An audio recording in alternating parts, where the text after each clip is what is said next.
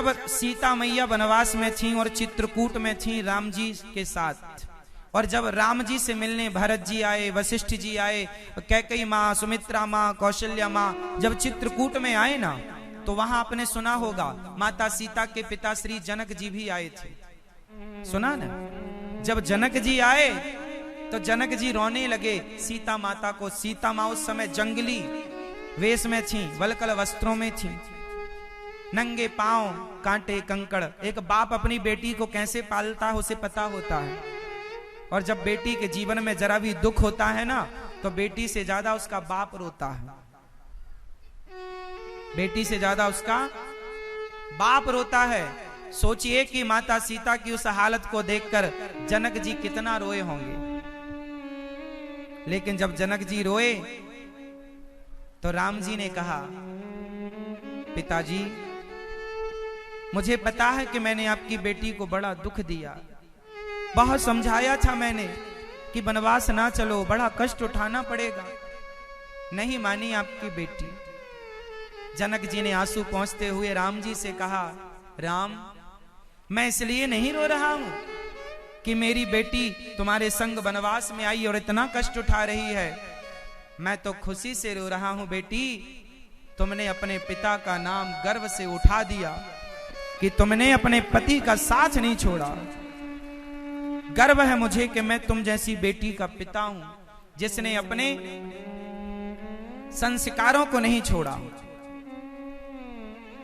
हर स्थिति में पति का साथ देने का वादा किया माता सीता ने। यहां तक तो सही था, लेकिन जब माता सीता का वनवास हुआ, फाइनल आखिरी वाला, अकेले जाना पड़ा, और जब जनक जी को पता लगा कि मेरे दामाद ने, मेरे राम ने मेरी बेटी को घर से विदा कर दिया, सोचो जनक जी कितना रोए होंगे। और सबसे ज्यादा तो माता सीता की मां, जब राम जी को पता लगा तो राम जी जनकपुर गए, जनक जी से मिले और मां से मिले, सासू मां से। मां ने कुछ कहा ही नहीं, राम मां के चरणों में बैठ गए और मां से हाथ जोड़कर राम जी ने कहा, मां मैं मजबूर था, क्या करता मैं, समाज लांछन लगा रहा था सीता को, क्या मैं सीता पर उठी उंगली बर्दाश्त कर पाता मां? यदि राम जी वनवास ना, सीता मैया वनवास ना जाती ना, तो आज तक सीता मां के चरित्र पर लोग उंगली उठाते।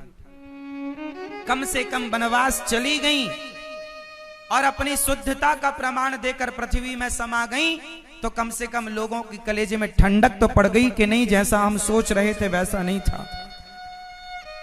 यदि ना जाती तो आज तक जमाना उन्हें गलत कहता। बहुत समझाया राम जी ने।